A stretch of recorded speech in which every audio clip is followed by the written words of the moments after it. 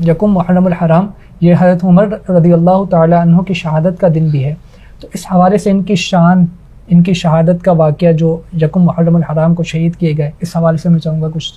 بیان فرما دیں۔ حضرت عمر رضی اللہ تعالی عنہ اسلام کے دوسرے خلیفہ ہیں۔ صدیق اکبر رضی اللہ تعالی عنہ کے بعد حضرت عمر رضی اللہ تعالی عنہ کے دست مبارک پر صحابہ کرام علیہم رضوان نے، اہل بیت اطہار نے یہ خلافت پر بیعت کی تھی، اور سب کے متفقہ رائے سے صدیق اکبر رضی اللہ عنہ کے بعد حضرت عمر فاروق رضی اللہ تعالیٰ عنہ خلیفۃ المسلمین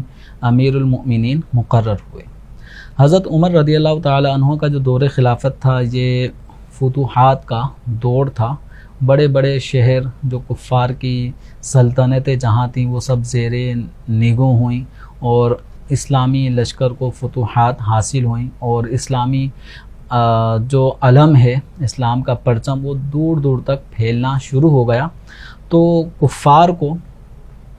اسلام کا یہ پھیلنا ظاہر بات شروع دن سے ہی پسند نہیں تھا۔ تو حضرت عمر رضی اللہ تعالیٰ عنہ کی جو ہستی ہے وہ مبارک ہستی ہے کہ سرکار دو عالم صلی اللہ علیہ وسلم نے اللہ تبارک و تعالیٰ کی بارگاہ میں حضرت عمر رضی اللہ عنہ کو مانگا ہے کہ اللہم اعز الاسلام بعمر ابن الخطاب خاصہ، اے اللہ بالخصوص عمر کے ذریعے اسلام کو غلبہ اور عزت عطا فرما۔ اسلام کو تو شروع سے عزت ہے، مزید یہ کہ اور غلبہ عطا فرما۔ تو دین اسلام حضرت عمر رضی اللہ تعالیٰ عنہ نے جب قبول کیا تو مسلمانوں میں الگ ہی ایک عجب، ایک قوت، طاقت کا ایک سلسلہ ہوا۔ تو حضرت عمر رضی اللہ تعالیٰ عنہ کے اسلام لانے کے بعد یہ مسلمان کھل کر اپنے اسلام کو بھی ظاہر کرنے لگے، اور آزمائش کا بھی سلسلہ بہرحال رہا۔ تو حضرت عمر رضی اللہ تعالی عنہ آپ فجر کی نماز کے لیے جب جائے نماز، جو مصلی امامت کی جگہ ہوتی ہے، تو آپ امامت کے مصلی پر جب تشریف لائیں تو اس دوران ابو لؤلؤ فیروز مجوسی اس شخص نے حضرت عمر رضی اللہ تعالی عنہ کی شہادت کے حوالے سے پورا ایک پلان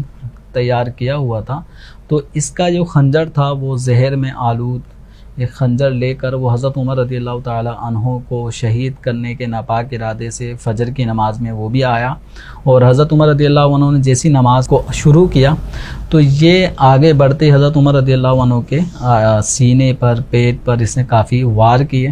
اور جب اس کو پکڑنے لگے تو اس دوران بھی اس نے کئی ایک صحابہ کو زخمی کیا، کچھ صحابہ اس دوران وہ بھی شہید ہوئے، اور جب یہ پکڑا گیا تو اس نے اپنے آپ کو ہی خودکشی کر کے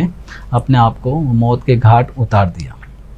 حضرت عمر رضی اللہ تعالیٰ عنہ کو جو زخمی کرنے کا یہ عمل تھا، یہ ماہ ذی الحجہ کے آخری ایام میں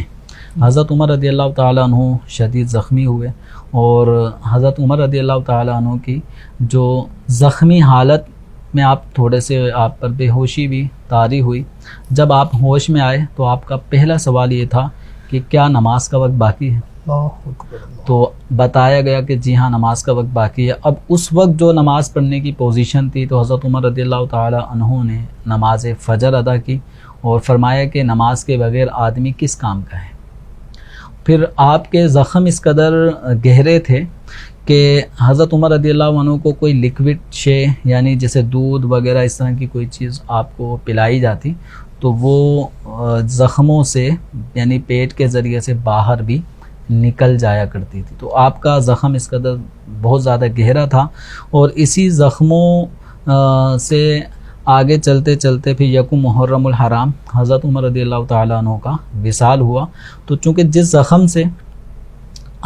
جس زخم کی وجہ سے آپ کا وصال ہوا ہے تو وہ ایک غیر مسلم کی طرف سے آپ پر وار ہوا تھا، قاتلانہ حملہ تھا، تو یہ شہادت کا ایک سبب بنا، اور ان کی شہادت کی نبی پاک صلی اللہ علیہ وآلہ وسلم نے پہلے ہی پیشن گوئی ارشاد فرما دی تھی، جب احد پہاڑ پر نبی کریم رؤوف الرحیم صلی اللہ علیہ وسلم حضرت ابو بکر صدیق، حضرت عمر، حضرت عثمان غنی رضی اللہ تعالی عنہم اجمعین کے ساتھ جب